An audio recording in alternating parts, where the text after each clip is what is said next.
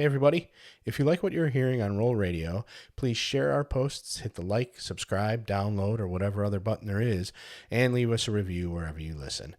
This will help us to continue bringing you the great content and amazing guests you have come to expect. Now, let's get to the show. This week's guest is a pioneer in the world of podcasting. Having a lifelong passion for martial arts, he turned that passion into one of the biggest podcasts about BJJ, MMA, and grappling. After 6 years and almost 500 episodes, the Grappling Central Podcast has become a household name in the martial arts world. On this episode, he discusses how he got his start, his early struggles, and his hilarious mistakes, and how his perseverance has paid off, leading him into a new endeavor with BJJ Fanatics. Here's Roll Radio with the Grappling Central Podcast's Ryan Ford.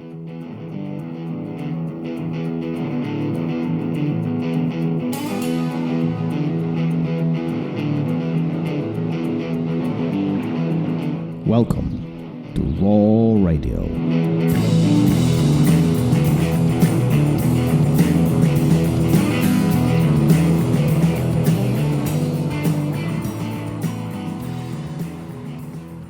And we're live. Gary, how are you, sir? I am fantastic. Looking forward to today. I think we're going to get some deep knowledge on what we do here and our what we do wrong. Future. So what we do wrong. Hey, I'll take it. Any criticism, I'm all up for it. But before we get started, therollradio.com. If you are a frequent listener, you already know we are doing a Fuji gi giveaway. We give away one a month. We announce the name at the end of the episode. All you got to do is go to our website, take a quick one-question survey, and then you are automatically enrolled to get a free Fuji gi. We've given away 4 so far. Everybody is super happy about it. Who doesn't want free gear? And the super light one just came out. They just announced it this week. So you might want to jump on that. Just saying.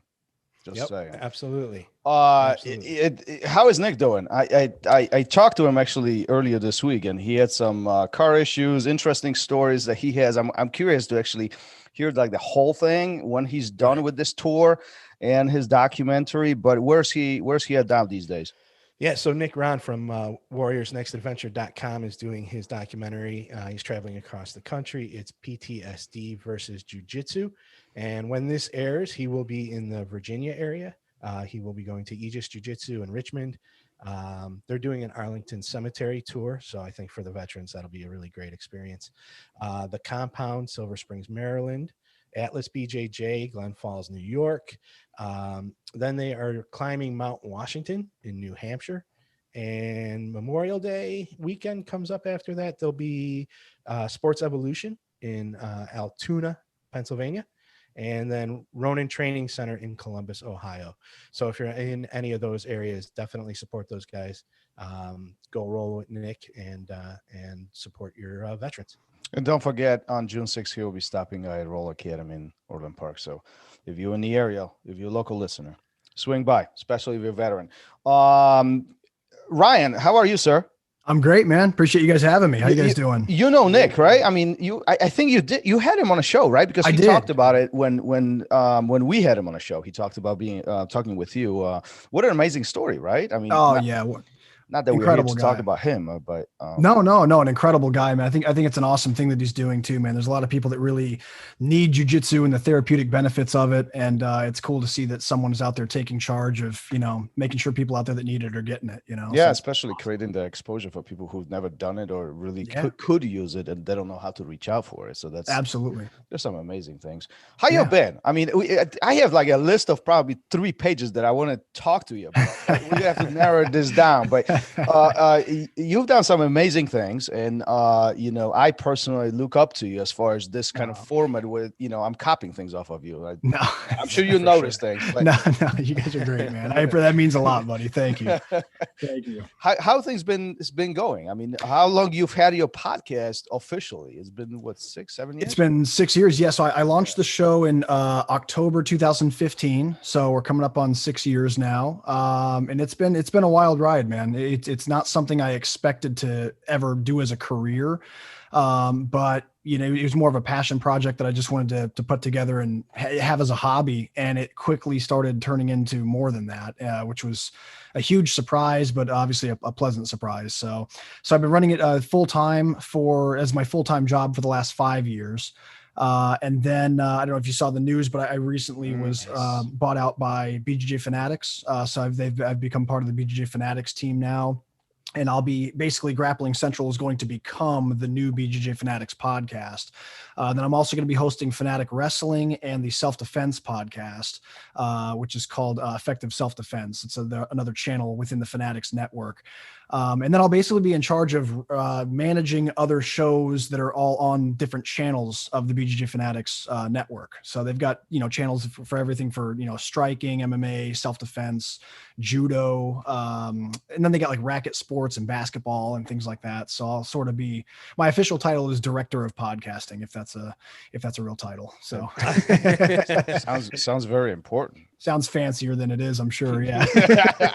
Sounds like a lot of work. It's a lot of work. That it is. I will say I do have my work cut out for me in the next 6 months at least, getting everything set up. But I'm really excited, man. But the moment you announced this, I literally messaged Gary and I was like, we got to get this dude on, talk to us because listen, I come from a business background. I have a lot of corporate experience and all this. And the moments like this, when they occur, at least in my eyes, is a pivot point.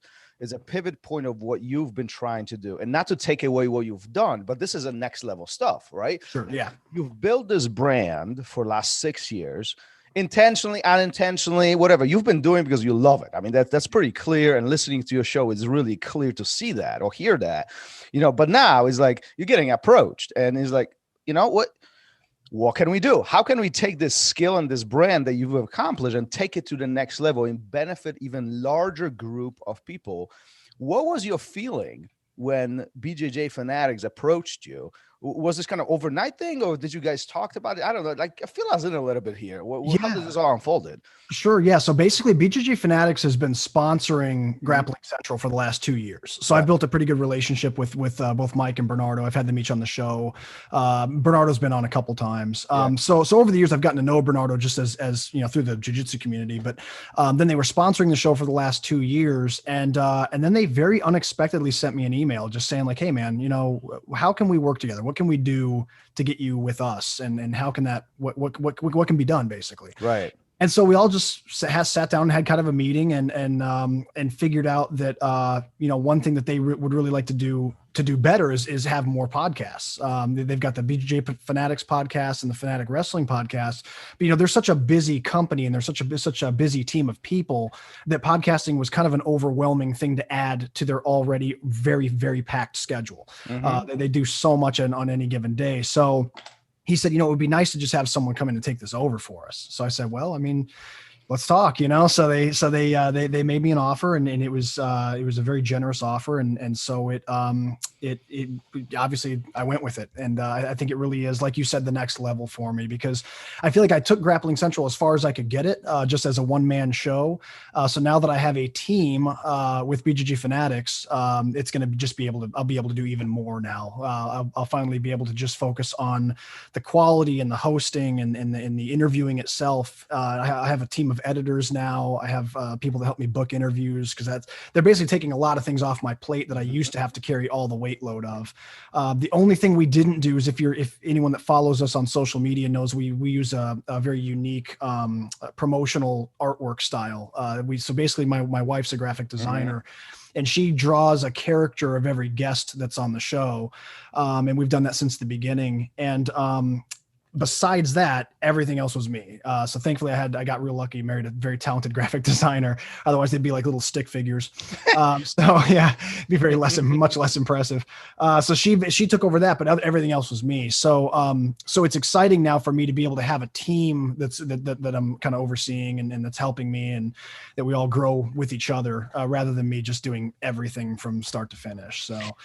And you spoke about this a few times that I heard at least, and I know we had some conversations in the past is really focusing on the quality of these interviews, focusing on the conversation itself, but there's so much more that takes place when it comes to the production of even a small show. Like, I mean, I don't find us being a big, we're just two dudes talking about with a guest, right? But it's still, Gary and I, we know how much work it takes really to get this off the ground and get it produced and put it out there and really kind of, having these, have this keep going. And you've been quite outspoken about this, that the interview itself for you is really, really important. And if I'm not mistaken, you had some idols that you used to follow and really kind of mimic their styles, right? Talk about that a little bit. How impactful were they? Who are those guys, that made this big difference for you when it comes to these conversations? Yeah, sure. Well, so I was always growing up interested in several different things. Obviously, martial arts and jiu-jitsu and things like that.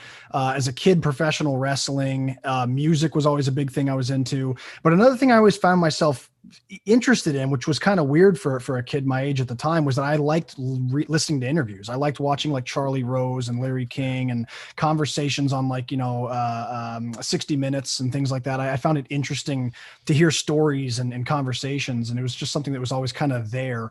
I listened to a lot of radio as a kid. It's something that I had a couple shows I really like to follow, and so I think that my love for conversation with people is something that I think always showed through in my life. And so when I found this medium where I could basically have conversations with people I really respect and admire, it was a really exciting thing, which is why I took the whole thing on in the first place. It's like, man, I love jujitsu. I love talking with people. I love getting to know people. And this is this thing where I can put this all together. And not only that, there's the added benefit that other people who are listening, who are looking for knowledge and information, I can get that information out of these people who are way more experienced than me.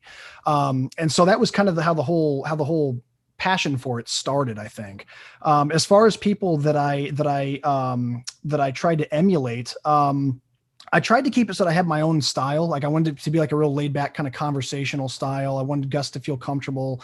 I didn't want them to feel like it was like too stiff of an interview. I wanted them to be able to just relax and be themselves. And I always wanted to show the human side of who I was talking to. It's like, for example, if I have like a Hodger Gracie on the show or a Gordon Ryan or Renzo Gracie, I want people to be able to see the human side of who these people are and what makes them tick and what makes them do what they do and how they see themselves and how they think about what they do, rather than just answering your standard, everyday questions, and which of course we include lots of technical discussion in every conversation, obviously. But one of my goals was to always show the human side of who I'm talking to. And I felt that was something that Larry King in particular did a really good job of. We actually have a game in the middle of the show that we play called the Pummel. And it's basically a lightning round with random questions that some have anything to do with martial arts or anything, and some of them do. And that was actually taken from one of Larry King's old segments. It was an idea that is something that he did halfway through, and I felt like it was a great way to get guests to kind of loosen up a little bit. And have fun. Yeah. So I would say Charlie Rose, Larry King, those are people that I used to really like to hear their interviews with people. But I tried to keep my own style. I tried to keep it very much me and kind of, my own system. Although I've always, from the very beginning, I've always tried to make the show very, very, very little about me. I'll occasionally, talk to a guest and mention something that we might have in common, or if he says something that I can relate to, I'll say it, I'll say so. But I try to make it so that it's very much just all about them. But just in my own style. Yeah, no, absolutely. And that's unique, especially with all these opportunities that are presented around these days. I mean, it seems like podcasting is so easy. Video production is so easy, right? The quality and the style really what separates, person A from person B. And that's what will carry on, especially if one is thinking about this seriously, right? I mean, absolutely. Some don't, but that's fine too. And no judgment whatsoever. Do you think that these conversations, how many of them have you done up to this point? It was 400 some? 463 or 64 maybe. Yeah. I can't. Yes. So 460 something. Yeah. Listen, I need your help on something before I get to my question originally. Sure. Yeah. Did you celebrate your 50th episode? Oh yeah. You did? Dude, celebrated my first. You are the number 50. So we're Yeah. Oh, cool. Oh, man.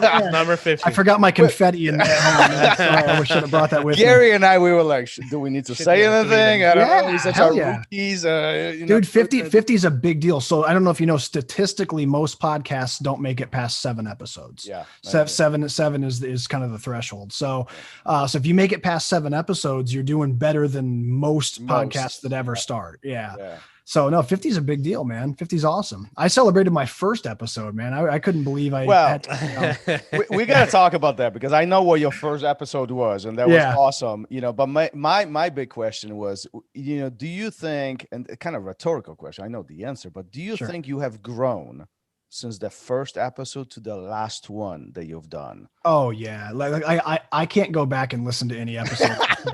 Listen, I can't go back to listen to dude 10 episodes ago. Dude, I had this thing I was doing. So first of all, it was the audio quality just wasn't quite on point. I didn't have quite the same equipment that I have now. And I wasn't as comfortable as I'd become over time. And I had some verbal crutches I kept. In fact, one of them was, and this is so weird because I never say this ever in my everyday conversation, never have, but I would say very cool to like everything the guest would say. I'm like, oh, very cool, and it was just sort of a thing I would say, and I don't even know why, but it started to become kind of a running joke among listeners and people that knew me, and they'd be like, oh yeah, very cool. I'd say anything like, yeah, I've had a great day at the mall today with the wife. People just comment, oh, very cool, Ryan, very cool. And so I even wanted to make a very cool Grappling Central shirt at one point that we didn't end up producing, but yeah. So no, if I go back into the archive and listen to like old stuff, I start kind of cringing. I have to like turn it off. Those our first few episodes, Thomas was saying certain things over and over again, and I wanted to get a little bell. And every time you play a drinking game on it. Yeah. Every time geez, I'd be dead. So yeah. So I definitely think it's I've grown a lot. 400 something episodes will do that to you. But I think everybody that does anything new, I mean, it's just like jujitsu, man. Like if you look back at, like, I can't go back and look at footage of myself competing as a white belt without just being like, oh, like, you know what I mean? Like, so like, it's the same thing. It's anytime you do anything, when you first get into it, you're going to be, learning the ropes and figuring out not only how to do it most efficiently, but how to be more natural at whatever you do. So, it's always going to be stiff in the beginning. What was the biggest growth that you think you've made, the biggest step? Man, that's a good question. As far as like podcasting, like as far as interviewing, interviewing, really. So I think the big thing would be not having to write every question. I used to have a page where I would just write question by question, and I would just go question 1, question 2, question 3, question 4. And now I don't even really write questions. I know enough about the people I'm going to be interviewing anyways, and I'm comfortable enough carrying and flowing through a conversation and finding little tangents we can go on and zooming in on things specifically I want to pick their brain on, and sort of going over things that I think might become an aimless tangent. So I've gotten pretty good at controlling conversation and maintaining the flow of it. So I really don't even write questions really anymore. I have some bullet points sometimes I'll write down, like, okay, I want to specifically ask about this part of his game, or, this incident that happened, or this experience that he had. But other than that, I try to keep it as like organic as possible. And then of course we flow into the game in the middle, which kind of makes things fun. But other than that, between the game and a couple bullet points that I might write down, I just try to do it all from the hip. Let it happen. Yeah.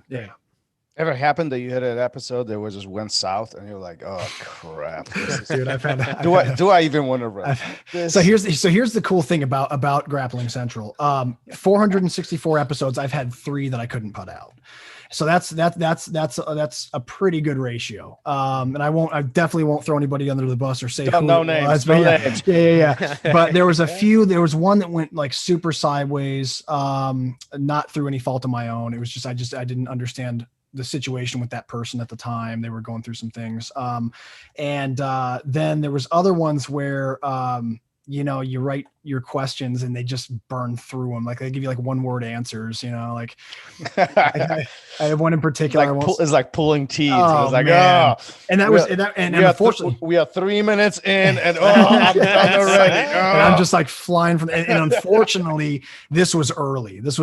So like I was not like nowadays, if you give me 1-word answers, I can drag you for an hour and just keep things coming at you and we can keep it going.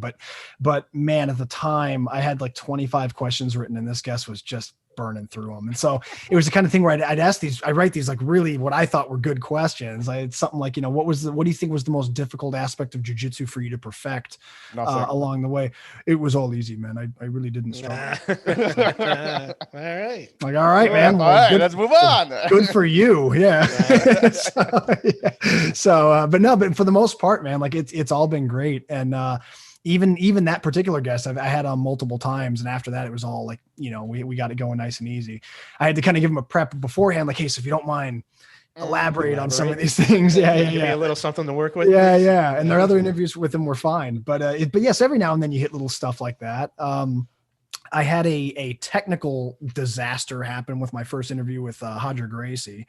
I was obviously, it took a long time to even get in touch with him and get it lined up. And so we're in this play. We were staying in an apartment and we had a really small little corner of the room that I had everything set up in.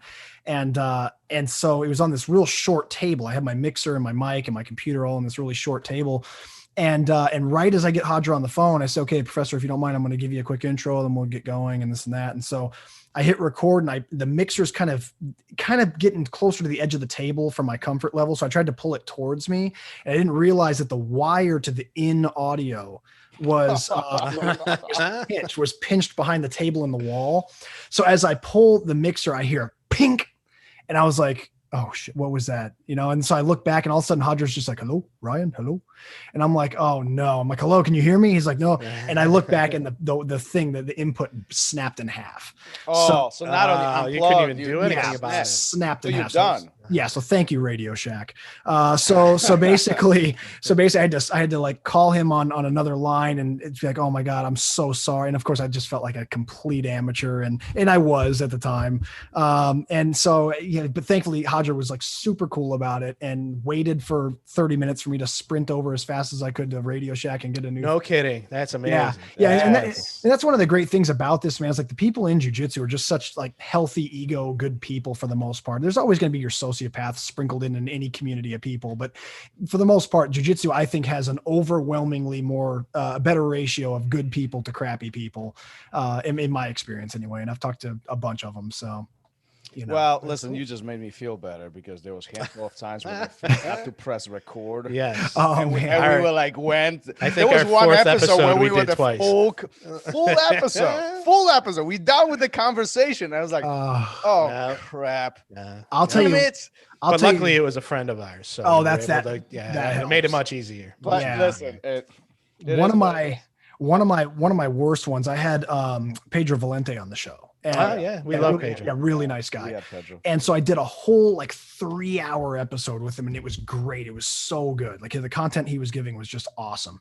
And I go to edit the episode, and I very stupidly was editing the episode off the SD card. I forgot to move it over to the desktop first, and then edit it there. Mm-hmm. I went to save. Copy, huh? So dude, halfway through editing it, or not even halfway, like 20 minutes into a 3-hour conversation, I hit save or something, and my editing software crashed and it destroyed the file. So I had to make the phone call of, hey, Professor Valente, listen, I know we did a 3-hour thing, and can we mimic what we just did? And I could tell he was just kind of like, oh God, but he was super cool about it, and he did it again. So I've had those too, man. I had another one where my buddy Ruben Alvarez, the first time I had him on, he thankfully he was a friend of mine, but it was still embarrassing regardless. I forgot his levels were off on the mixer somehow, like something got touched or whatever. And so the whole interview is me asking a question and then like 5 minutes of silence and then me going, oh, that's great, man. Yeah. Well, I can kind of relate. So it's just like, I sound like a psycho, just talking to myself. So that was a bad one. Nice. But yeah, thankfully that would be one of the big, Gary, in answer to your earlier question, that would be another thing I've grown with a lot. It's just my overall technical abilities. I'm a pretty analog dude for someone that does podcasting for a living. In fact, my friends that know me outside jiu-jitsu, they can't believe I do this. They're like, dude, you can't even, I have to help you download like updates to Microsoft. Like, how are you doing this? Yeah, I ran out of disk space on my laptop yesterday. Yeah. It was a bit of a nightmare for a while. I don't know what to, I just have to buy a new computer, I guess, you know? Yep. Yeah. But listen, but these important moments when we fail, when we trip, when things don't come, as easy as normally would, that's what allows us to grow. I mean, it's very similar to jiu-jitsu, isn't it? I mean, now we didn't even touch the jiu-jitsu topic with you, but it's you've been on the mat for a while. I'm curious, actually, do you think that your conversations with all these brilliant individuals, do you think that shaped your jiu-jitsu in any shape or form? Absolutely. That's a great question. And absolutely it did. Yeah. In fact, one thing in particular, if someone was to ask me, what is the greatest lesson that I've taken in my own jiu-jitsu from running the show, it would be something that I had that was told to me in a conversation with Rafael Lovato Jr. It was actually the first time I interviewed him. He was talking about the importance of note-taking. And note-taking is something that I always, so to give you a little bit of background, I was a terrible student my whole life with everything. I actually dropped out of high school. I was very uninterested in studying and taking notes and learning anything besides things that I thought were cool and exciting. Right. So with that said, I was never a note taker. I was never someone that just took learning in a traditional, in any effective way traditionally, So he started talking about how, if you're going to jiu-jitsu and you're not taking notes, you're basically just showing up and going through the motions and you're not really retaining as much as you could. He says you only have so much space on your hard drive in your head. You're going to forget things. You're going to forget details. You're going to forget techniques. If you don't write them down, I don't know how people expect to be able to grow as much as they could if they're not writing things down. And when he said that you're just going through the motions, if you're showing up and not taking notes, that really hit me. Like in the moment, I was kind of like, damn, dude, he's right. Like, yeah, I forget so many things. That's one of my biggest complaints about my own jiu-jitsu at the time. I was a purple belt at this point. So I'd been training for a while already before I had this, this realization. And I realized one of my complaints is that I'm in the moment and I don't remember exactly the detail that I needed. And then when I go back and think about what happened, I'm like, oh man, I forgot to control the thing here when I'm doing this, whatever. I forgot to time this thing, or I forgot to switch the grip to over here before doing the next thing. And that's what made me lose the position. And so that really changed things for me, because from that day after he said that, I went and bought a journal. I went and purchased a paper, little leather back journal thing. And I just started taking notes. I started really sitting there and detailing what happened in every roll that I do, and whether it was good or bad, what happened, who I was rolling with, what body style they have, what level they're at, what things I could make work, what things I couldn't. And that really shaped my jiu-jitsu from then on. I feel like my game advanced tremendously because I was able to actually have data to go back and look through and say, okay, now that note that I wrote 2 weeks ago, I need to remember that this was the problem. So today's focus for my training is going to be using this particular thing and not forgetting this. And that's my only goal. So I go into every training now with a set list of goals that I check off if I land them. And then I write a summary of how the rolls went and what I did well and what I did wrong. And then I put a thing at the very bottom saying, next class, this is a reference for next class. These are the things I'm taking with me. And that changed a ton about my jiu-jitsu. I feel like I've advanced a lot more since then. Share how you take notes. Yeah, sure. Anybody who listened to the show for more than once, they already know I'm a note-taking dork. Awesome. I'm making notes right now, right? That's awesome. And Gary knows this because I yell at him to make notes, and he never does. Yeah, if I forget my notebook, man, do I feel like a bum. I got my little red. It's a red murder book, I call it. Nice. If I don't bring it to my privates, I feel like a loser. You know what would be crazy if we ever left them on the bus or something, and someone found it like a notebook about choking people, and they'd be like, dude, some serial killer left this journal on the bus. Yeah. So, Thomas, in answer to your question. So what I do is I write down, I don't write down so much specific, I don't write down exactly every single thing my instructor taught that day. If there's something that jumps out at me that I want to remember, I'll make sure to note. I'll say, Professor Paul said to do this or that, or make sure you don't forget that, or there's this cool variation of this thing he did. And I'll try to explain it the best I can on paper. But mostly what I do is I write down my goals for today's session. And then I write a summary of exactly what happened. So it's more of a journal than it is like, detailed like notes on exactly what we learned. But it allows me to say, okay, I tried to do this on this guy and he did this to stop me. So I need to find solutions for that technique when someone does that. And then I'll get to researching and get to trying to study. I'll get on, BJJ Fanatics, or I'll get on, wherever I can find information and instruction. I'll try to figure out what the solutions are to that. And then I will write it down in the summary at the bottom saying, okay, so the solution for that, according to this instructional or this black belt or whatever, is this. So in the next class, I want to do that same position again. I want to go for that same technique. And when I run into this response from my opponent, this is what I want to try to do. And then and then that's for next session. But mostly what I do is it's just a journal. I just write down specifically exactly what happened in every roll, who I was with, who I was rolling with, what level they are, whether they're stronger than me, whether they're taller or heavy or thick. I try to describe their body type. That way I have that data too. I just try to write down as much data as possible. And then I just go over it. I go over it and use that to determine what the goals for next session are going to be. And I think this is the brilliant part behind this.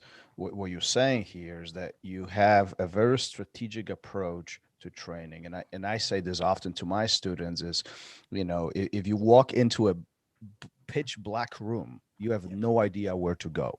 I mean, simply, you could trip over things. You could walk into the wall. You know nothing. You're just completely random, unprepared. But if you put this little light at the end of the room, even if it's just a itty bitty light, now you have a guide. You have something to go towards, right? And these notes not only creates a point of reference from the past where you can refer back to it and you can review things and memory starts coming back and we have some tangible information to anchor ourselves on, but also it gives us a plan for the future. So we can start saying, what you're saying, this didn't go according to plan. I need to go back and I need to drill. Now we have a focused way of training. There's not much random about it. We have a plan, because I don't know about you, but when I step on the mat and I roll with my best buddy, or if Gary calls me out and I was like, oh, I gotta roll with Gary again.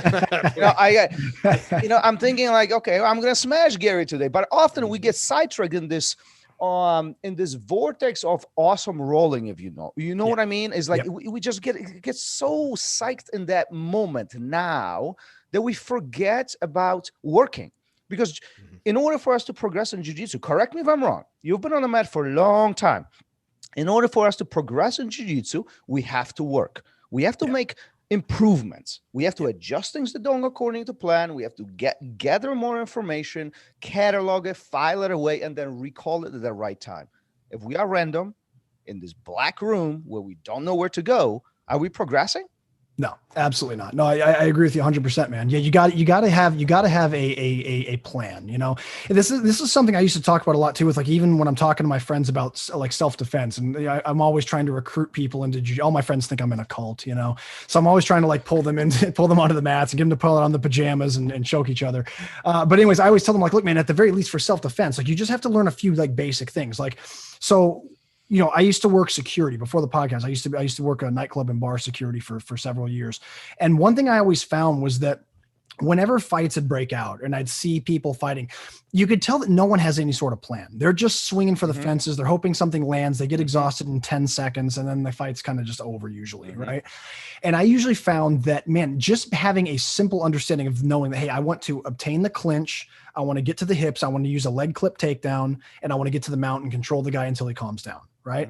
And just having that same sequence, it worked almost every time. And I feel like the reason it worked was because the people I was dealing with who were out of control or drunk or whatever they were, didn't have a plan. They were just flailing and trying to hit me versus me having a really specific place to go. And the same thing applies in jiu-jitsu, in jiu-jitsu versus jiu-jitsu. So if you're a student of the art, if you know, hey, look, here's my goal today. I'm going to, if I end up in a passing a passing position, if my opponent's sitting, I'm standing or whatever, this is my route that I'm trying to go. I want to try to use my knee cut pass. I want to try to get to the side. If they defend the knee cut, I want to try to use a weave pass. If that doesn't work, I want to try this. And I'll cycle through those till something works. Once I get the side, I know when I want to get to my good side control with a heavy cross face, and I want to work my way to mount. So you have this path, rather than just saying, well, if a guy starts playing open guard, I'm just going to pass it. It's like, okay, well, how do you want to pass it? And then where do you want to go from there? So like you said, having some, just a little bit of an idea of what to do in the beginning of a role and where you're trying to go helps immensely, man. And I try to zoom in tight enough to where I know even like what kind of grips I want in the very beginning, what options I do depending on the different style of guard the guy's playing, or if I'm playing guard, what things I want to try to advance to, what kind of angles I want to create. So yeah, even having a very dim light, like you said, as a beginner, when you just have a little bit of knowledge of what you're trying to do and where you're going, that's huge. You can't just go in just trying to randomly just take on whatever comes your way. Yeah, and I think that's the important part of it. It's creating that plan, but it's hard, isn't it? It is. I mean, having a plan and sticking to having a plan is one thing, but sticking to the plan, that's another thing, right? That's the hardest part, because you fail so much that you're like, man, it just isn't working, and I've got to move on to something else. But I mean, really stick with it, and you'll see progress, right? Yeah. And don't be reactionary. My first few years, I was totally reactionary all the time. I'm going to wait and see what happens. Yeah. And I just, nothing good ever happened with that, hardly ever. But then when you started taking action and you have that purpose and you've got those goals, your game is really going to improve. Absolutely, man. Yeah. Well, and that's a problem I had in my game too, is when I initially started, I was training at a very heavy self-defense oriented school. So the whole mantra was, don't waste energy.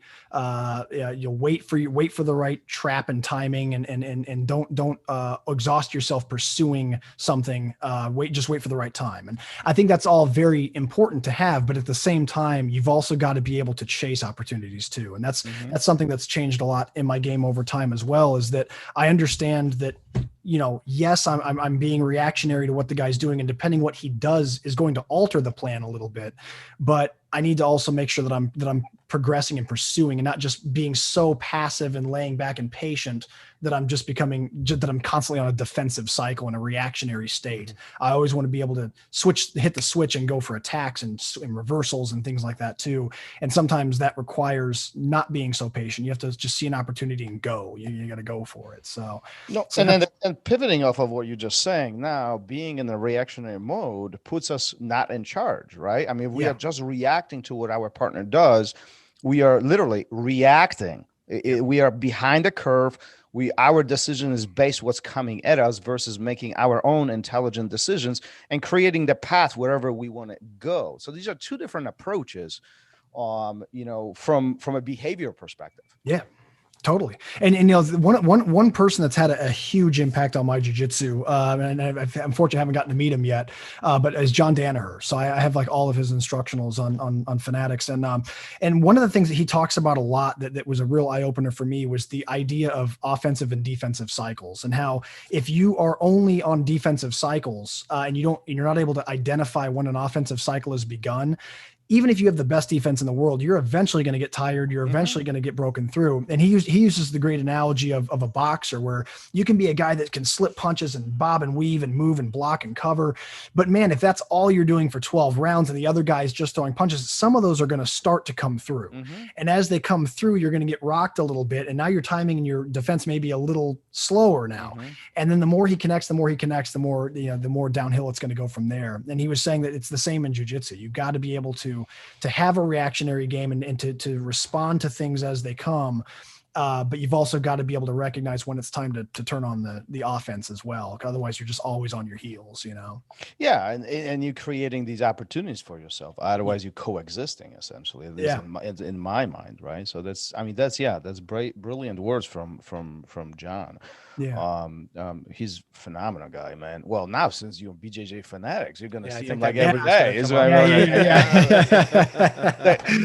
I'm sensing that might not be part of the reasons why you joined the BJJ. Oh yeah, dude. Oh yeah. Oh, look at that. Well, what's cool? My instructor, Paul Creighton, is one of Renzo's early black belts in the U.S. he came up alongside Danaher. So him and Danaher are friends. He came up with like Matt Serra and Sean Williams, right? and Danaher. We just talked to Sean Williams recently, and that's awesome. He dropped some stories. Oh man, Sean's a great dude, man. He's a great awesome, dude. He's been to the academy here a few times, and so it's just always a pleasure to see him, man. Yeah. So, but was such a great personality too. I've met him first then when I was a blue belt, and I was like, man, this dude walks in the room and there's a lights up the whole room. It's like, it totally is. I swear that all trickles down from Renzo, man. Renzo's like the most. That's what Sean said. Yeah, Sean said that. Yeah, I really think so, man. Because if you meet any of those guys, like when I met Matt Serra, Matt was one of my early episodes, but I met him way before the podcast. Actually, before I even was training under Paul Creighton, he was at Paul's for a seminar. And at the time I was like a blue belt and I was still training at my old academy. And I was like, oh man, I got to get over there to meet Matt Serra. That's cool. So I went, and when you meet him, it's like you already know him. He's like, oh, what's up, man? Hey dude, good to see you. You know? And like, you just feel like you already know him. And I swear that all just comes down from Renzo's personality, man. Yeah. He's just such a charismatic dude. So yeah, his guys all have that vibe. Well, this is why I'm asking you these questions. That has all these conversations really impacted your jiu-jitsu and your personal life? Because I know just from here, we've done this. Like, we are rookies.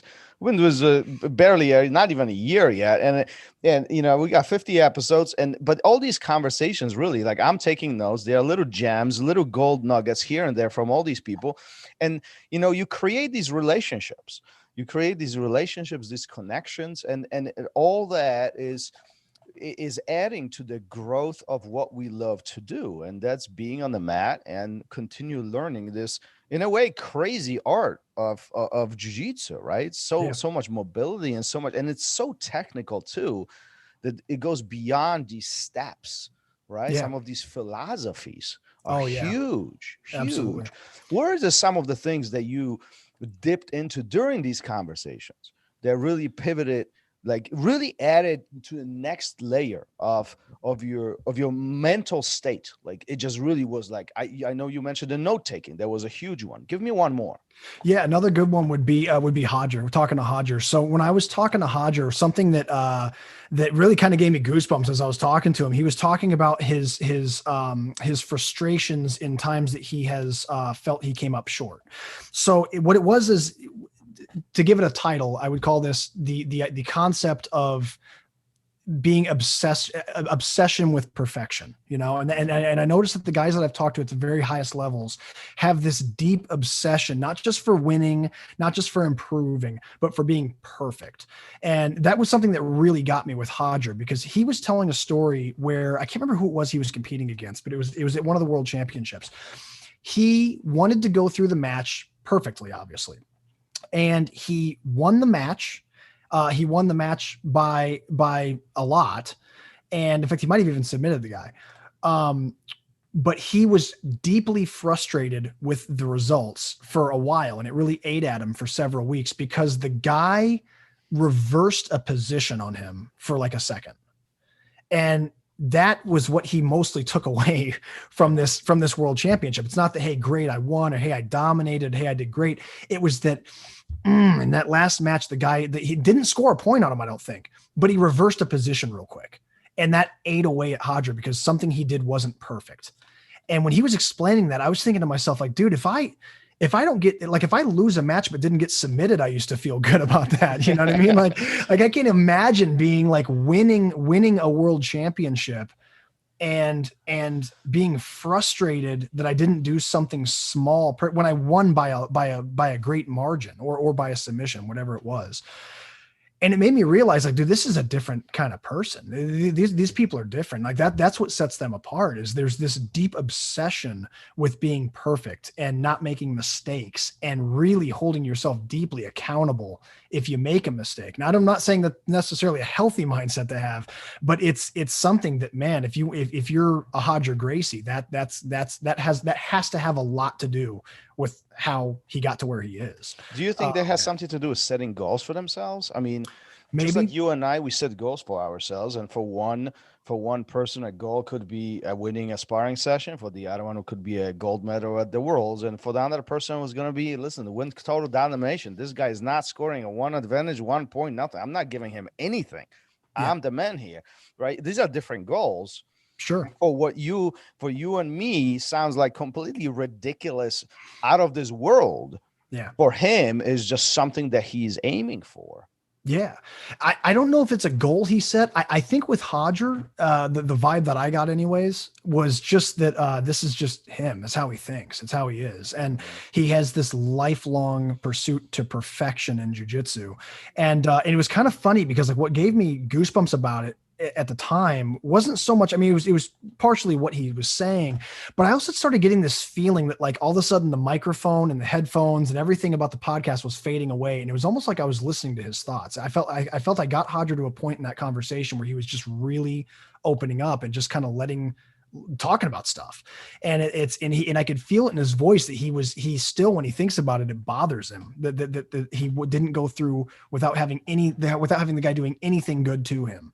And it bugged him still. And you could still kind of tell. And it was just a cool moment. It was one of the moments that really sticks out in all the interviews I've done, where I really felt like I was kind of in Hodger's head for a moment. Like, and he was just thinking and talking and reflecting on something and just very, very candidly talking about how it made him feel and how it even kind of bothers him even to think about it, you know?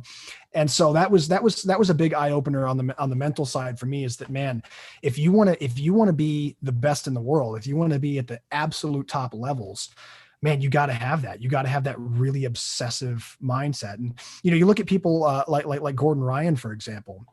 If you look at his schedule and the way that he approaches things, and I mean, he lives and eats and breathes on the mats, and that there's a level of dedication and discipline that guys like him have that are just, I mean, it's unmatched, and it has a lot to do. It has to have a lot to do with why they're so successful and why they're at the absolute top of the sport.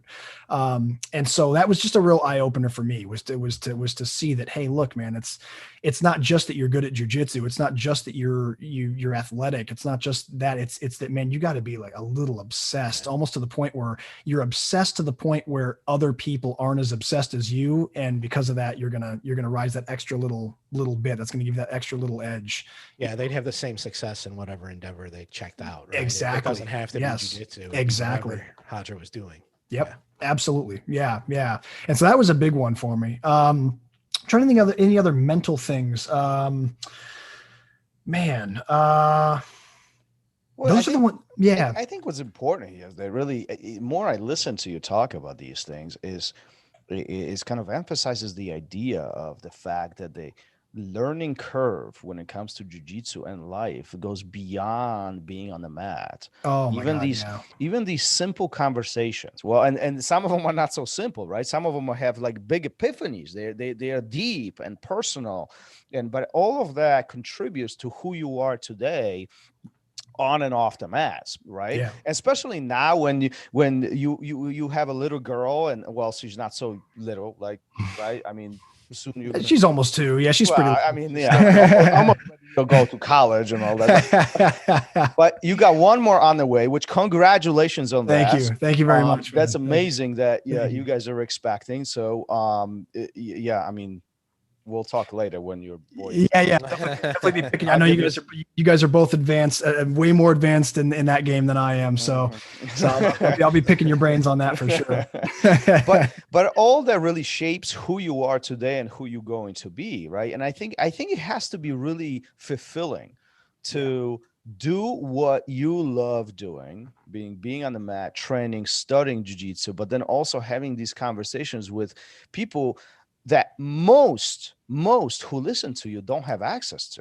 I mean, sure. Isn't that mind blowing? In do you even wrap your mind around that? I mean, the 400 some episodes that you've done, and some of them repeats, you have some returns and so on. But do you know how many guests you have roughly, like unique guests? Unique guests, man. I would say if there's 460, I'd say, I mean, probably 400 something. Because yeah, probably. Yeah. So you talk to 400 people. 400 people. They are at the highest level of the sport or the art. Yeah. Do you even wrap your mind around that? Like, I mean, 99.9% of people who train jiu-jitsu will never dip into that knowledge. Yeah. Sometimes I have sat and thought about it. It's funny how like at first, so my first episode ever was done on a random car trip with Dan Severn. Yeah, you gotta tell that one. Yeah, you gotta say this story. I will for sure. Yeah. But to answer your question, so once I was there, I was kind of like, I was trying to just focus on my questions and focus on the conversation. Then Dan's such a fun guy, so it was easy to do. But when I was done, and even a few times as I'm sitting there, I'm like, I'm sitting in a car talking to Dan Severn about his career right now. Like, how the hell, what, dude, I was throwing drunks out of bars last year, and I was, working in a warehouse up until then and all that. And it's still working. I was still in a point where I was kind of just working odd jobs. And I'm like, dude, how did I go from like working in the warehouse last night to all of a sudden being on a road trip with Dan Severn here? This is crazy. And then the next episodes was with Helsing Gracie, and then I had Hoyce on, and Kurt Osiander, who became a good buddy of mine, and all these things just started kind of happening. And yeah, in the very beginning, it was very, very, very surreal. After a couple years, it got to the point where I'm kind of like, all right, well, I'm pretty used to this now. I'm pretty comfortable talking to all these guys. Every now and then, like when Marcelo Garcia was on, or Hickson came on, or Hodge, or there'd be these like, these big ones. I'm like, oh my God, man, this is like one of my absolute idols. So it's crazy that he's even coming on the show.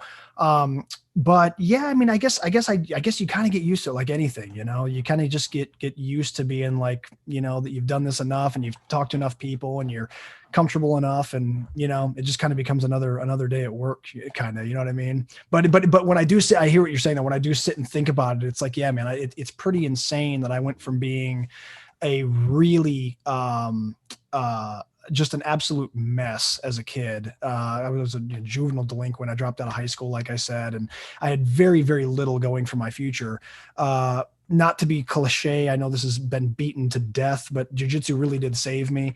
And it gave me just direction in my life. Kind of what you were saying, how it does things for you off the mats. Jiu-jitsu did, man, it changed me as a human being so much. When I run into people I knew in school back in the day, or if I see, family that I hadn't seen for a long time, they're all like, wow, dude, you're like completely different than how I'd remembered you, and this and that. And it's all just because of jiu-jitsu. It really just gave me a good positive focus and discipline in my life. And, so it's been a big deal for me. But trying to remember where I was going with that. Sorry, I lost my train of thought there. You're fine. But that's a good point too. I mean, really, jiu-jitsu, I think it's so personal, and we deal with, not only a troubleshooting and learning on the mat itself, but we also develop these relationships, which really we are in a way forced to change our ways to adapt to the situation we find ourselves in. And I think that's the beauty behind jiu-jitsu. And we don't have to look far. Even Nick Ron, who's a good friend of yours, you've had him on the show. We talk about him often. I mean, what an amazing story, literally changing lives. Like, it doesn't get closer to the roots than that. I mean, it's just mind-blowing. But I know exactly what you mean about this sense of this surreal. You're talking to these, like, it happens all the time. I call Gary and it's like, dude, you have no idea who we're going to have on the show. I don't even know what to ask this guy. Literally 6 months ago, or even a year ago, talking to a, Olympic gold medalist, like Travis Stevens. I watched the dude on the TV, winning judo Olympics. And now he's talking to us and trash talking and all that. And it's just, that's one of many, right? I mean, it's just the names even that you're dropping. It really has, like I said, it was really surreal at first. And then when I do sit back and think about it, what really hits me more than anything is not so much obviously the guests that I've been able to talk to, and the people that I just greatly admire and respect and have for, as long as I've been training, that I've gotten to build relationships with some of them, that at the very least I've gotten to pick their brain for a couple hours in a conversation, and that I've been able to share knowledge from these guys with my audience and everything. It really is great. But above all else, I think that's where I was going before I lost my train of thought a second ago, is that what really hits me sometimes when I sit and think about it is just the direction that jiu-jitsu's taken me. I was on a sure path to just either jail or complete, monotony, mediocrity, and instead my life has gone this way, and it's gone to where I've gotten involved in something that I'm really, really passionate about. And I found something I'm good at. I didn't really know what I was good at before. I didn't know what talents or skills I had. And I knew I liked to talk to people. I enjoyed conversations with people, but I didn't think that was any kind of thing that could ever lead to something besides sales or something, which I wasn't too excited to do. So it is surreal to sit back and be like, dude, wow, it's just unbelievable the direction my life has gone. We were living in Brazil for all 2019, and that was a dream I had to live abroad and travel, and never had a penny. I mean, we live in Atlanta. I could barely go to Florida. I could barely afford the gas to get to Florida before that, let alone living abroad internationally. And so it's been amazing. That's the thing that really still hits me sometimes if I think about it. It's just unbelievable the direction my life's gone because of jiu-jitsu. Was it a reflecting point where you were like, oh my God, I can't believe how far it's gotten me? Or was there I can use this, an epiphany moment where this is going to take me someplace? Oh yeah. Well, so the epiphany moment was when I got my first sponsor. When someone, it was a local tournament called the Kakuto Submission Challenge, run by some friends of mine. And I was actually a referee for the tournament for a while. And they were like, man, dude, we're stoked about your show, and this is so cool. Let's put a commercial on there. And I was like, oh, okay, yeah. And I was just thinking I'll record something with you. We'll throw a commercial. And then he's like, well, yeah, how much do you want? And I'm like, what do you mean? What do you mean? How many, how long do you want the commercial to be? They're like, no, man, how much money do you want, you idiot? And I'm like, dude, I don't know. So they just gave me what they felt was fair, which was awesome. In fact, it's what got me my new headphones and mixer and all that, and mic and all that. And then I realized okay, wait a minute, hold up. So I have an audience and people can advertise, and man, okay, that's interesting. It's something to think about later in the future. And it wasn't until another year after that it was a year before I got my first sponsor, then about 6 months until I got the next consistent one. And then that's when I realized okay, hold up. This might be something I could, I don't know if I can get rich doing this, but maybe I can pay rent or some of the bills. And then eventually if I can just get to the point where I'm covering my bills and just doing this, dude, that's awesome. That's amazing, and it eventually got there. After a couple of years, I got to the point where it was paying the bills. And that was a big moment where it's just oh my God, dude, I did not see that coming. So yeah, that was to answer your question, Gary. That was kind of my big moment where I realized this could be something, Yeah, I mean, you're really talking about true success story, at least in my eyes. Even taking this us talking right now here out of the equation, but just stepping back and looking at what you've done, what the show has done, your show has done, in the past 6 years, it's quite phenomenal. I think just from looking at it from a business perspective. I mean, were you the first jiu-jitsu podcast? I don't recall it. No. There was other shows out before me. In fact, who I consider to be the real OG of jiu-jitsu podcasting was Paul Moran. Rest in peace to him. He had a show called Open Mat Radio. Okay. And he was great. So but I didn't really find him till later, because when I started my podcast, I had only just found out what podcasting even was. Right. A few months before that. Right. Well, I mean, I take that back. I launched the podcast about 6 months or so, or a year after discovering what podcasts were. But I was very new to podcasting and didn't really know a lot of shows besides maybe Joe Rogan and Adam Carolla. I listened to some more comedy based kind of stuff. Mm-hmm. But I later discovered Paul Moran and Open Mat Radio, which was kind of the original jiu-jitsu podcast. But even if you take that under the consideration, I mean, this is nothing compared to what's out there today. I mean, I don't know. I don't have the exact count, but it's probably 50, 70. Oh, yeah. Decent, podcast shows, and we're not counting the mediocre ones that don't get past episode 7, right? I mean, sure. There is so much of it out there, and what you've done, from a success perspective, you took your show all the way to the next level, and now you're pivoting off of that and taking it even further. So, I mean, nobody can question, at least in my mind, the success level that you've achieved in the last 6 years. So good for you. I mean, that's Well, awesome thing to celebrate, in my opinion. That really means a lot, buddy. Thank you. No, Yeah, it was. I think, listen, it's important to celebrate our successes. Often we focus so much on the things that we don't do right, the things that we need to adjust, the things that, oh, I need to get better at this. I need to pass the guard. I need to do this. I cannot get smashed. I need to get the job promotion, all the other things. But not often enough we highlight and celebrate the successes. And I think this is really important part. That's why when I read your post, first thing I told Gary is like, we got to talk to this guy. This is huge. Like, people might not realize, they might not see the magnitude of what is happening here, but this is the next level stuff. Like, this is huge. So good. Thank you, man. Thank you. No, you don't. That really means a lot, buddy. Thank you so much. But the question is this: does your wife really comprehend who you talk to and what is going on here? Because I've been on the mat for 20 plus years. I have my own academy. I have this thing called podcast and other projects that I'm working on. And my wife still thinks I don't do anything all day long. You're always talking with your friends. You're just laying around talking with your friends. So yeah, my wife, it's she's been like incredibly supportive of me. In fact, the story behind the podcast, if you're interested in hearing it, it's I was a high school dropout. I got my GED a couple of years after dropping out. And then I just kind of worked like real entry level jobs. I worked in like warehouses, and I was a waiter for a brief period of time. And then I worked in like construction a little bit. And then I started doing security. And then I also taught kids jujitsu at the first academy I was at.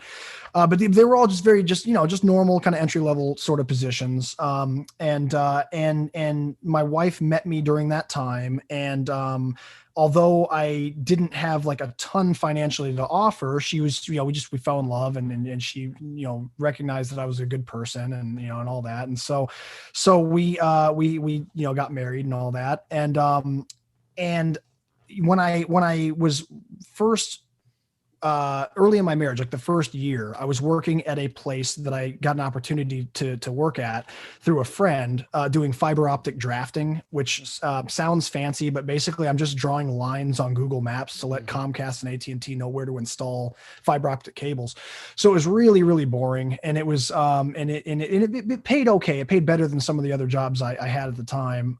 So for me, that was like, okay, well then this is going to be my career. This is my opportunity. I got to really hang on to this and get good at this. Because otherwise it's back to the warehouse again. And so I did that, but it becomes such a monotonous thing when you're sitting in a cubicle drawing lines and stuff on maps that I said, man, I wish I had something to pass the time. I've listened to every music, every album I have. I've played like 100 times now. And my friend in the cubicle next to me was like, man, why don't you start a podcast or listen to podcasts? And I was like, what's a podcast? I don't even know what that is.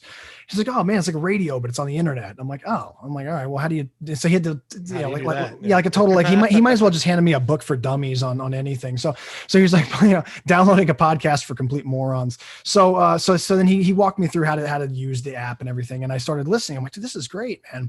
And that's when I first kind of had the idea of like, man, that'd be cool to have a podcast and do this, do this kind of thing for fun and as a hobby and talk to people. And so then I lost that job. The company actually went under. They lost their big contract with Comcast, and they basically had to kind of let everybody go and shut down. But I got a severance package on my way out, and I was kind of at a point in my life where that was supposed to be the job where I'd kind of air quotes made it, where I'd kind of like, okay, this will allow me like a nice, middle-class lifestyle where I'm not completely broke every month and I have a little bit to enjoy my life. And then it just poofed and it was over. And so I told my wife, like, I know I have to go back and find another job now, and it's going to be back to kind of the same old crap I used to do. But I got this severance package. It's going to last us about 3 months of rent. Is there any way that I can just can I just have like these 3 months to just kind of reflect and figure out, just kind of find myself a little bit? And to her credit, she was like, yeah, I get it. You've been, I get it. You've been under a lot since, the story behind my wife and I getting married was kind of crazy. She got stuck in Brazil for like 2 years while we were dating. We met while she was in school here. So we've been through a lot at this point. And so she says, yeah, you know what, you deserve a break. Just don't worry about it. Let's just live off the severance package. I'm still babysitting at the time. She was babysitting at the time. And so we were able to pay the bills in the meantime. And that's the time that I decided to launch the podcast.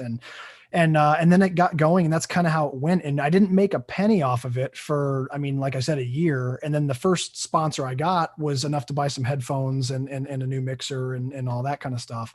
And then from there, I made like very little with it for the first several years until we started getting better and better sponsors. So the point of me saying all this is that, yeah, like I appreciate you saying all the kind words about the success of the thing, but it's also, it was really a long marathon of just suffering to get to this point. It was not like I started a show and hey, everything was great. It was really, really tough, man. And there's a lot of really great podcasts out there. And, I was just thankful that people were tuning in enough to mine to get the attention of sponsors and allow me to do it for a living. But the work that we put in and the hardships that we went through during that time were worth it now. But it can be done. My point is with this, it can be done. It's just that just be prepared for a marathon, because it's, Well, isn't it in life when you're trying to achieve something to that kind of success that you do have to get ready for a marathon? I mean, oh yeah. I mean, that's a lot of struggles. And earlier you talked about Roger Gracie, talked about perfection and his mindset. I kind of see a lot of that in you right now. Driving towards the perfection of achieving that success and kind of, sticking around. I mean, how many people do you think you would give up way before now? Like, sure. Yeah. I've seen them come and go. There's been a lot of shows that have come and go. Yeah. And it's not easy, man. And one thing that's been really, really flattering for me is I get a lot of messages from, a lot of people that want to start their own shows. Like, hey man, what advice can you give? And the fact that anyone's coming to me for advice on anything, I'm just like, oh wow, that's really cool. Like, thank you for that. And so I try to give the best advice I can. And I feel for them, because I'll see them start a show and they start to go and then they just kind of fade off. I'm like, man, yeah, I'm like, I get it. I understand it. It's not easy. I was in a really unique spot where I had this 3 months to kind of really hit the ground running as hard as I could and recording as many things as possible and just really grinding it out. And then I was also in this position where it's like, look, man, I'm going to be kind of stuck in these jobs that I hate anyways. So I might as well have something fun I do when I get home besides jujitsu. And then when I started to realize that it could be monetized, that's when I was like, oh, okay. So now I'm going to throw everything in my soul at this thing. And so it was kind of just a unique situation where I was kind of, my back was against the wall, that I didn't have anything else to fall back on anyways. I just sort of accepted that, hey, look, this is kind of where I'm at. And, then when I realized that I could fight my way out of that, I fought pretty hard at it. So, it can be done, but it's tough. And the other point I wanted to make was, that, what was I going to say?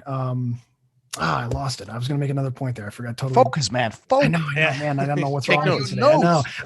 I know my notepad is too empty here, man. I'm not using my damn pen.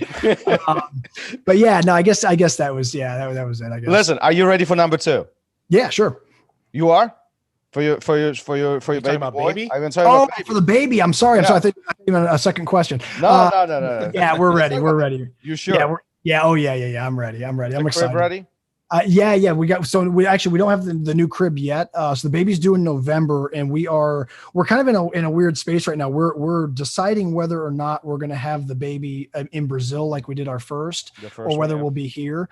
COVID has been real bad down in Brazil, but they're just now kind of opening everything up in Sao Paulo again. Mm-hmm. So we're hoping that the numbers continue to go down like they have been so far. And as long as everything, are you thinking to just going there for the birth of we'll probably come back, or you want to stay for I mean, I do want to move back there longer term. Like I said before, we stayed for a year, and I would like to go back for a few years at some point and just kind of run everything from there. But it depends on, for this trip, it'll be more of like a 5-6 month kind of thing where we go down for the birth of the baby. And my wife's doctor down there is just like, she loves her doctor and she's got her family and stuff. So it would be nice to be down there and do the same thing we did before, because it was just such a great experience being with her doctor and that team that's down there. And, yeah, no, that's important. That's important things. Those are important things for that moment. Do you think you will permanently move to Brazil? I might. Yeah, I might. Not that your job is stopping you. Yeah, right. Yeah. Well, that's one of the other big things too, man. Like my goal before the podcast with jiu-jitsu was, I always thought that eventually I'd get my black belt and maybe open a school. And so I was like, okay, well, yeah, I mean, I've seen my instructor do this and he does well and he gets to be around jujitsu all day. And, you know, that would be a cool option, but then it would, you know, of course it would require a lot of money to save up for, you know, insurance and mats and all the things that go into having a school. There's a lot of moving parts there. But when I started to realize that when this became my full-time thing, I was kind of like, man, I kind of like the idea of just being able to take my computer and stuff with me to kind of wherever I want to be. And so that's been one of the most appealing things. Even, you know, even in the beginning, I was kind of like, man, that would be a pretty cool thing to be able to do. So yeah, so being out, so I in answer to your question, I would like to move back to Brazil for several reasons. One, the dollar is like 5-1 right now. So if you're, yes, I mean, your money like multiplies by 5 down there. So it's pretty sweet setup.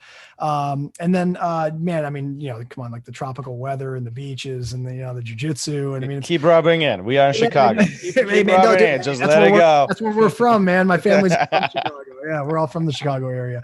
So no, I get it, man. You guys are welcome to visit anytime. But yeah, just, you know, I think probably, but however, I will say for permanently, I don't know if we'd permanently move there.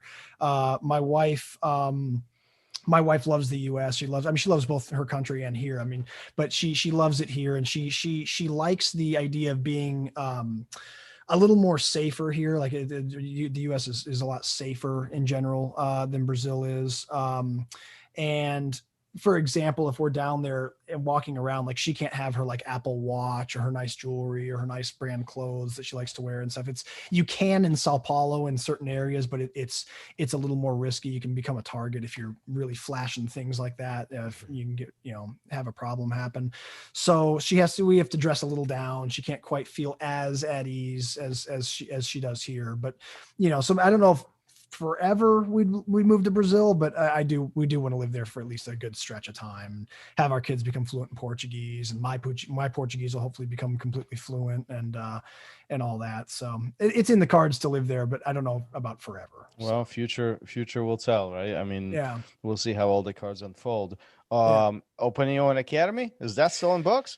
So, man, good question. It's something I've thought about. First of all, we should be talking about why you're still a brown belt. Yeah, man. No, I know. I know it's some breaks in between. That's the problem. So the first thing is when I started jiu-jitsu early on, I started jiu-jitsu because I was enamored with MMA. I really wanted to fight MMA and do all that. And I pursued MMA for the first year or two of my training. And was really focused on that rather than just jujitsu. But over time, the more times I was doing jujitsu, the more I was like, man, I really enjoy this the most out of all the things I do. And so that's when it really kind of sunk in that, you know what, I think I'm just going to really pursue jujitsu, and, you know, MMA is cool and everything, but I think I'm going to go this route. So for the first year and a half, at least, I was spreading out my time between jiu-jitsu and going to like Muay Thai classes and boxing at other places and stuff like that. So I was a very slowly advancing white belt, because I wasn't like showing up to all the gi classes like I should have been. I wasn't showing up as frequently. Like training wasn't just jiu-jitsu. So that was a little slow in the beginning. And then when I decided that I really wanted to do jiu-jitsu, I started at the same time trying to get into technical school. This is after I got my GED, and I was trying to go to a tech school for business administration is what I was, you know, randomly selecting off of their sheet. I just sort of picked something. Yeah. On the brochure. Yeah, exactly. I didn't end up even completing it, but I spent about a year and a half doing that, and which really impacted me being able to train at all. Then I came back and got my blue belt eventually, and then I was a blue belt for a really long time, and then got my. What's a really long time? I was a blue belt for 2005 to 2009, and then 2009 to 2009. 4 years as a blue belt, maybe. So I don't know. I think by today's standards, that's a while. Yeah. Back in the day, people used to advance slower. I noticed, it seemed like, but nowadays it's a little quicker. But anyways, so yeah, I was blue belt for like 4 years maybe. And then I got as a blue belt, I switched schools one time. I was working on the other side of town, and it got real tough to get to the main academy. So I switched over there, and they didn't have a ranking system at the time. It was all no-gi. And then after a year of that, I came back to the main academy, got my purple belt, and then switched schools completely. Ended up joining Alliance under Jacare for a while. And then, obviously when you have someone that just comes into a new school, you obviously want to feel them out for a while. It's not like you're just going to pick up your promotions right where you left off. So did Alliance for a few years, and then we moved further north, and that's where I ended up right next, like 5 minutes from Paul Creighton's. And the drive to, I don't know if you guys have been to Atlanta, but the traffic here is just insanity. And so I decided, man, I could either drive an hour and 20 minutes in traffic to and from training in traffic, or I could just train 5 minutes from where I live at Paul Creighton. So I switched again to there, and that's where I've been ever since. So yeah, it's been, and then I've had some breaks in between. Like when my wife got stuck in Brazil for 2 years, I couldn't train because I didn't make enough money to sponsor her to come back as my fiance. And so I had to quit jujitsu and both my jobs and quit the bouncing and the teaching kids classes. And I had to get 2 back-to-back warehouse jobs in order to be in the right income bracket to support her. I had to do that for 2 years, which took me away from jujitsu completely. And then COVID, I'm just getting back after almost a year of not being able to consistently train. So it's been weird, man. It's been, so that's kind of why I've been a brown belt. I'm a brown belt at this point still after this time, but well, you're not the longest brown belt, but oh yeah, but I'm up there. You're getting yourself up there, man. I'm gonna beat you. I don't know who we need to talk to, but but listen, before we wrap this up, I actually, as this conversation is unfolding in the last couple of minutes, I want to ask you a question, which is, somewhat controversial question or a controversial thought in jiu-jitsu community in general. Similar to me, you had this, opportunity, or life just took you in a direction where you had to change your training facility or teams or academies, however you want to slice this. Yeah. You had to train your place where you train multiple times. Yeah. Often that's being viewed as, frowned upon. Sure. Whatever, however you want to label this, it doesn't matter. The point is old school doesn't accept that. What is your thought on this, since you were in that position? Yeah. Right? And I'm curious. Sure. Yeah. So my thoughts on it are this. It all depends on why you're leaving. So for example, let's say you're a competitor and you are, you're training really hard. You're competing a lot. Your instructor takes you from your first day up to where you're able to compete effectively and you're doing well. And all of a sudden you start saying like, man, I think I want to switch to this team over there because they're getting more gold medals, or they're, it's some grass is greener thing. Yeah. Grass is greener type of thing. If your instructor was always good to you and always loyal to you and gave you quality instruction, you never found out that he was fraudulent in some way, shape, or form. If his environment that he kept was clean and positive and it wasn't a negative, toxic place, and you leave for things like that, then I can understand how people would say, that kind of sucks. That's not cool that you did that. You should have, if someone was loyal and good to you, you should have stayed there, especially if your jiu-jitsu has been good. If you're learning good jiu-jitsu, like why do that just because you want to be with some team that's more, decorated in competition or whatever, like that's, but again, at the end of the day, I also feel like, I understand that that we do this old fashioned traditional thing that is martial arts, and that there's a bit of a vibe of like, what's the word I'm looking for? Apprenticeship a little bit, but it's also a business. And you have to remember that at the end of the day, you are dealing with customers. And if for some reason someone wants to be a customer of somewhere else, they have that freedom, and then they shouldn't be, completely, thrown under the bus for it. But I do understand from the perspective of a teacher, where if you've really poured yourself into someone and you've been a good teacher and you've offered a good environment, and you've given good jujitsu, to have someone leave, that sucks. That does suck. Now on the other side of things, if you're in a place where you are feeling uncomfortable, if it's toxic, if the instructor doesn't seem to be giving you the very best that he can, if he's focusing on specific like golden boy type students and everyone else is just sort of the rest of the crowd, if you feel like there's individuals at the academy that are making it not a fun place for you to show up, leave. 100% leave. Don't ever stay. Why would you do that? Why would you stay in a situation on your free time with your money to go somewhere where it's toxic or not uplifting? And then of course, people are always going to use, there's sociopaths out there that are going to use that against you and say, oh, well, you're a Krianchi and you're a traitor and this is blah, blah, blah. And you should feel a certain way about it.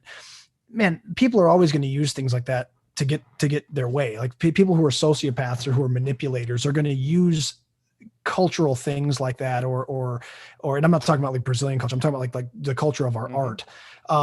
They're going to use things like that to try to pressure you into staying with them and into being loyal to something that you don't want to do. So don't fall for that. If you're in a place that's not a happy place, jiu-jitsu is supposed to be a fun, positive, cool thing that we do, where you're supposed to be growing as a human being and you're supposed to be enriching your life. And if you're in a place where that's not happening, leave. And who cares what who cares if they call you a name on the way out, Well, there will be always somebody who will criticize you no matter what you do. Yeah, right? Exactly. Yeah. And my thing is that, with my first school, like I said, it was a very heavy self-defense oriented school. And it got to the point where over time, I really enjoyed all aspects of jiu-jitsu. I like doing gi, no gi, sport, MMA stuff, self-defense, all of it. And I felt like it was just getting to be in this one specific category of just the self-defense stuff, and everything else was sort of like almost kind of brushed aside. And I'm just kind of like, man, I want to do I want to explore all branches of the tree. And then there were some other personal factors going on too that I won't get into, but I had good reason to leave my first school, and I'm glad I did, because it really allowed me to explore other places and see other flavors that exist out there. And my jiu-jitsu has grown tremendously because of it. Now I'm under an incredible instructor, Paul Creighton, who has been just nothing but an amazing coach and mentor to me. And so, you have to, like Gary said, like, you don't want to be like a grass is greener type person just for the sake of being a grass is greener type person. But if you have a reason to say, hey, you know what, it's kind of crappy here, and there's things I don't like, and there's things about this place that don't make me want to show up. Over there, it seems all right, man. Let me go check that out. Then yeah, go. Don't. Life's too short to be stuck in something like that, And I'm glad you say this, because often, again, this is a very sensitive topic, especially in jiu-jitsu community. When these things come up, and I think also what's important to remember is that when we train jiu-jitsu, and when you take this period of white, like a first day on the mat all the way out to black belt, often is associated with number of years. I mean, this is a long period of time, and a life changes during that time. Yeah. Not only for us as a student, but also for the academy. Like, the academies evolve too. They grow, they shrink, they move, and so on. Sure. And some of these dynamics of both ends, they just sometimes don't align. Not to do anybody's fault. They just don't align. Totally. And having a place where you are comfortable, when you have fun, when you enjoy what we do, is critical to your success. And that's often underestimated. And I think often we are being judged for making some of these decisions. Ultimately, we need to do what's best for us. Absolutely. Absolutely. There will be always somebody who will judge. So I was curious just to hear your opinion on this. Like I said, my over time, my path took me in different directions, and most of them were not to my fault or anybody else's. It's just life. You get married, you have kids, you move, it is what it is, and the most important part is that we're still here. We still keep training. Well, it can be hard too. One thing I struggled a lot with, even when I was leaving my first academy, was that, man, that's where I'd been for a long time, and I'd built up relationships with people, and I built up friendships that I still have. But it can be a tough decision to make make, is that, man, you're moving, it's kind of like leaving a family almost, going to a new family. But it happens. It's something that a lot of people listening might go through potentially, and it's something I've seen a lot of people go through. Like my friend Kurt Osiander went through it a few years ago when he split with his instructor Half Gracie, who he'd been with for forever. You know what I mean? And it is a weird thing. It's stuff that happens. Like you said, sometimes the things just don't align up. It's not that Kurt or Half are bad people, to use them as an example. It's that the gym was changing a certain way, and things weren't lining up up, in the way that it was before. And it was just time to move and go different directions. But at the end of the day, good comes from that. Like for me, I found teams that I trained with and areas of my jiu-jitsu that I wasn't learning really, that I've now flourished a lot. For Kurt, it came to opening his own school. He's got his own school now that's going really well. And so at the end of the day, I think that, while change can be tough, usually good things happen. Usually, if you leave for good reasons. Yeah, and I always say it's only weird when you make it weird. I mean, yes, you can continue the relationship that you have. Nothing is stopping anybody from not talking or from talking. You don't have to stop talking to these people. No, you can continue. It's just there's just it's how you react. Yeah, it's how you react to the situation. Absolutely. We just talked to Hanette Stack, who's better friends with her professor ex-husband now than she has been for the years that they were married, right? Yeah. And it's because of how they decided to break up, to split, right? So just if you do it, Armand Fati, right? Be honest, be open. He's training at different places, and everybody knows where he's training because he's open and honest about it. So if you approach it that way, I don't see life is too short, at least in my book. Life is too short to go through these dramas. Absolutely. Ryan, listen, before we wrap up this conversation, we've been at this for a while. We have 5 questions for you. We don't tell you about this. A little surprise. We do kind of like your game. Like you. We know you copied off of us, so it's okay. The history books will show that I copied Roll Radio. Right. Well, Thomas is like, I always check this guy out. Let's give him 400 episodes and see what we could pick up, and then we'll start our thing. Exactly. Got him right where we want him. Yep. Right here. Here we are all together right now. So, this has been a blast, guys. Go ahead. Thank you. All right. Number 1 is, what was it like the first time you stepped on the mat? Humbling. The first time I ever rolled. So at the first academy where I was at, that I was mentioning before, they had a 130-pound female professional fighter. Her name was Mary Ellen Kano. And, one of the things that they would do to new people coming in was sort of it was kind of like a vibe check. You'd roll with Mary Ellen, and they would use that for people that look like they might be knuckleheads, which I guess I clearly looked like a knucklehead coming in. I had like a mohawk and everything in the first class. So they were like, all right, well, this guy's probably going to be one of those guys. So they put me with her, and she absolutely smoked me. I knew no jiu-jitsu. I was 220 pounds maybe, and she was 130, purple belt pro fighter, and just wrecked me. I mean, and there was nothing I could do. It was like trying to like grab a squirrel, and then the squirrel's on my back choking me.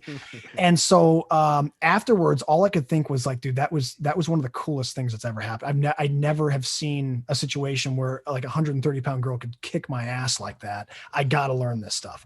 And so I signed up. That was it was humbling, but it was also really exciting. And I, without realizing it, passed the vibe check by having that attitude about it. So, it's so funny you say this because my story is almost identical. I was like 240, 250, and I was paired up my first day with Miguel Torres, who was getting ready for MMA fight. Dude, Miguel is awesome. I used to love his fights in the WBC. The crazy part, like I told this story so many times, but the crazy part about this, the whole thing, they actually looked at him and I was like, okay, I got this. Yeah. Man, was I wrong? Oh man. Yeah. Skinny guy with a mullet, man. I know, right? Next thing you know, he's just, Miguel Torres was a monster, man. That's so cool. You got to roll with him your first class. That's awesome. That's a great story. Yes, for sure.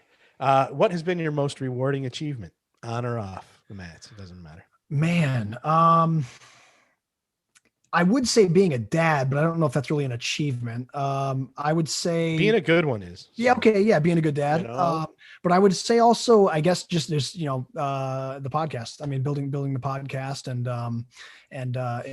doing it for a living has been my greatest achievement that I've done in my life. Yeah. Is there anybody you haven't gotten yet that you're really looking forward to? Yeah. So actually I was lined up to do an interview with Danaher, like a year ago, maybe. And then he, I think came down with a cold or something happened. Like he had to cancel for some reason. And then the whole thing, then, he's obviously an extremely busy dude, coaching and teaching and everything. And then they were starting to map out, I think, their plans to move to Puerto Rico. So it's been hard to line everything up, but I'm hoping now that I'm hosting BJJ Fanatics that I'll be able to get him on. Because I know he's really tight with those guys, and so that'll be a big one for me. No, it's coming. I'm sure. Yeah, I hope so. Let's see. Have you ever wanted to quit? Yeah, multiple times, multiple times. Yeah. So that's something that's a good question, man. I don't think I've never really gotten to talk about that. Yeah, there have been many times where we were, even as the podcast was paying the bills and stuff, where you're still like you're paying the bills, but then you're broke, and so it was getting to the point where several times, especially in the early like when I was really pursuing it as a career, after about a year and a half, where it's just like, man, what am I doing? Like, this is not going to go anywhere. There's just no way. And, jiu-jitsu is this really niche sport. It's not like I have a podcast about football where there's millions and millions and millions and millions of people that tune in. It's a smaller audience, so I don't know how I'm going to be able to ever like get to, to the point where I can really be successful with this. And so I should really just be getting a job and focusing on my training and all that. And just having this as like a side hobby. But yeah, there was multiple times I wanted to quit, man. And I'm really, really thankful I didn't, obviously. One thing when people ask me often, like, what's the toughest thing about podcasting? And I'm sure you guys can relate to this, is that the hardest thing for me anyways about running a podcast is that regardless of what kind of day you're having or what's going on in your personal life or how you're feeling that day, when you hit record, you gotta be on. You have to be able to have good energy. You gotta be able to bring conversation to the table. You gotta be able to read your guest and pick on things that they're talking about.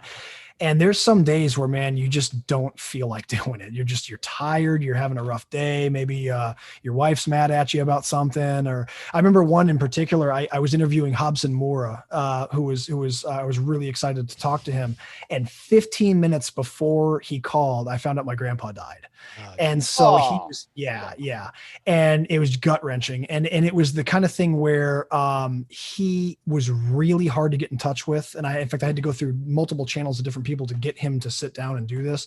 And it was something that we laid out like weeks in advance. And so I was kind of like, it's either, like, if I bail on this guy, now this was early on still too, though. I wasn't like, this was kind of early. And so I was like, if I bail on him, I probably won't get him back because he'll probably be annoyed. And of course he's a really nice guy. So it turned out, I'm sure that if I explained the situation now, knowing what I know now, that it would have been okay. But at the time I'm thinking like, man, he's going to be annoyed. He's not going to want to do this again. He's a busy guy. And so I had to do the interview and I did my very best to just keep it as best energy as I could. But afterwards I was just like, as you can imagine, So that's the hardest thing about it, is that whatever's going on, man, you gotta be able to go. And it can wear on you when you do it for years on end every week. I would record multiple episodes every week to keep it pushed out to a certain space ahead. And there's days where you're just like, oh man, what am I doing? Like, I don't know if I want to keep doing this, but thankfully I kept going. So gotta get through those days. Can you tell Gary to lighten up a little bit? He's grumpy all the time. I don't even know what to do with him anymore. Like, he's just grumpy. I bring all that shit. Bit of a curmudgeon. I feel you, man. You see the difference, Ryan? You try to separate things, and Gary just brings the dirt in. It makes it I love a little more interesting to me, at least in my head. So you haven't gotten it yet. We usually ask, describe your feelings when you receive your black belt. Oh yeah. But a long road to brown. So what was it like when you got your brown belt? Man, that was a big moment for me. Yeah, it was cool. It was a total surprise. We were rolling at the academy, and then all of a sudden I feel someone smacking me in the back of my neck and back with something, and I'm like inside control on somebody, and I'm getting hit, and I thought it was my opponent. I thought it was my partner at first. Like, I thought he was kicking his leg up. I'm like, dude, what the hell is he doing? And then I see this brown thing smack him in the back of my head. And I realized it's a belt, and everyone's like standing and clapping and stuff. And my instructor actually called my wife and told her to come to the academy. So she was there filming. So the whole thing's on camera.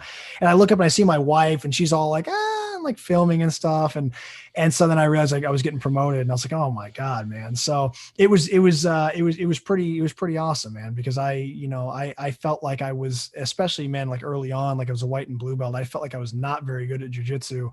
And then, I would always look to the brown belts like, dude, how the hell am I ever going to get to that kind of, like, how am I ever going to be able to do that? Or they do things to you that you're just like, yeah, this is like Jedi stuff, man. I'm just never going to be able to get to that level. So then when I finally got to talk to my brown belt, it was a pretty big deal, man. And I felt That's it was great. a big confidence boost. So Good for you. That's Thanks, a huge man. Awesome. achievement. Thank you. Honestly, some actually think that achieving a brown belt is bigger accomplishment than getting a black belt. The black belt is often like a consequence right after the brown belt. You know what I mean by it? Yeah, sure. Like it takes more work to actually get to the brown belt than it takes to the black belt. I don't know. Sure. I don't know if I believe it, but there is something behind that. Yeah, I've heard that too. I think that by the time you're a brown belt, you're expected to have a pretty sharpened overall game and a pretty good understanding of jiu-jitsu. And then it's just a matter of refining the last few things that your instructor wants to see refined before saying, hey, you're a black belt. You're out there. You're ready to teach if you want to teach, and you've reached the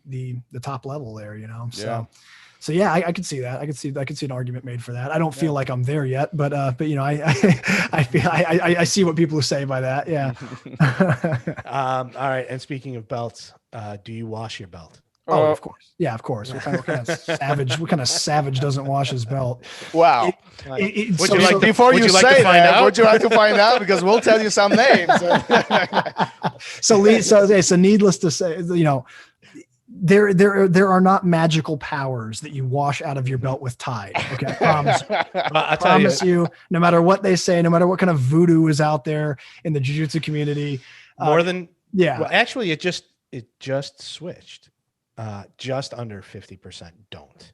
Really? So yeah. So we didn't start doing this in the very beginning. I mean, we had to listen to your first 300 episodes first, but in the time we've been doing it, it's just under now 50% do not wash their belt. That's crazy. And a majority of our guests don't. Yeah. Wow. So I guess like the staff and ringworm possess like some extra little powers that they instill in your jiu-jitsu if you keep them around. I don't know. I like to joke around. Ask them, not me, but I like to joke around that I don't, and people give me a hard time about it.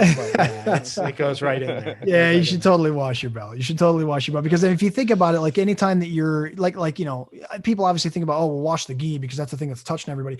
Dude, your belt touches people too, man. If you go to north-south position, your belt's on their face, and if you're passing guard or whatever, there's a lot of people that use the belt as a control. So now it's on their hands. So yeah, man, totally. You totally want to wash some of the Plus, how many times do you tie your belt in average class? I mean, you tie it. Yeah, it's on the ground. You're not washing your hands. Yeah, exactly. Yeah. Right. Plus it ends up on the ground, on the mat and everything. So yeah, it's a sponge, man. It's basically a long sponge. You should wash it. Well, there it is. All right, listen, Ryan, thank you for being here. Thanks for sharing awesome wisdom, all the stories, and your journey, and more important than anything else, really true congratulations on your success with your podcast and now transitioning out to BJJ Fanatics. If anybody wants to find you, where can they find you? Is your website going away or are you transitioning that into it? How's that going to work now? Yeah, no, I appreciate you asking. So, and also thank you very much for having me. I had a blast talking to you guys. You guys had great questions and I really appreciate your time. As far as following me, the website's going to still stay up. That's going to be where the RSS feed is hosted. We're just going to change Grappling Central into the new BJJ Fanatics podcast. So if you're already subscribing to Grappling Central, you'll automatically be subscribed to the new one anyway, because it's just going to shift over. We'll still host everything, I think, at Grappling Central for the BJJ Fanatics podcast, because it's going to be the same RSS feed. But everything else, you guys can just follow BJJ Fanatics and all the other Fanatics channels. So Fanatic Wrestling, Judo Fanatics, Dynamic Striking, Effective Self-Defense, and of course BJJ Fanatics. Those are all on Instagram, Facebook. They've got a great Facebook group for the BJJ Fanatics. It's got like 70,000 plus members in it. It's a great place to interact with other people and ask questions, especially if you're new to jiu-jitsu. You can ask some great questions. There's a great community of people there to answer and help out and talk and discuss things. As far as my stuff to follow me, so my Instagram, I changed my Instagram to just sort of a more personal Instagram. So it's Gringo Ryan is my Instagram now. And then as far as anything else to follow me on, I think that's about it. Yeah, it's just the Facebook Grappling Central group will stay in place. So if you guys want to have a similar group to where you can jump in and converse and talk about jiu-jitsu and ask questions and stuff, the Grappling Central Facebook group, I'll still be running that on the side. So yeah, that would be where to follow me. Cool. Sweet. We'll pull all the notes and all the links in the show notes. And awesome. If anybody wants to find you, that's a good spot to take a look at. And one more time, Thanks for being here. Yeah, Congratulations so much. on a huge success. And Thank you, man. I'm personally looking forward what you're going to do with this, because this is a huge beginning, in my opinion. Oh, thanks so much, man. That really means a lot, guys. I appreciate the love and support. And yeah, you guys are doing great, man. Just keep it going. 50 episodes is a huge deal, man. So I'm very happy for you guys as well, man. Oh, thank you. Appreciate it. Absolutely. If you're ever in Chicago. Oh, of course. Yeah. wanna We see got to get up there. All my family's up there. So I have to get up there at some point. We've been, locked down because of COVID and stuff. We haven't been traveling as much, but I would definitely want to get up there and see my family. So while I'm up there, I will for sure swing by for sure. Yeah, Awesome. for sure. Come Sounds on great. by. We would love to have you. Catch a Awesome, couple man. rolls and have a good time. It'd be an honor. Thank you very much. All right, man. All right. We'll talk to you soon. Yes, sir. Take care, man. Peace. See you guys. See you. Thank you for listening to Raw Radio. If you enjoyed the show, don't forget to leave us a review and help us make the show even more amazing. For future episodes, check out our website and follow us on all major podcast platforms. Take care.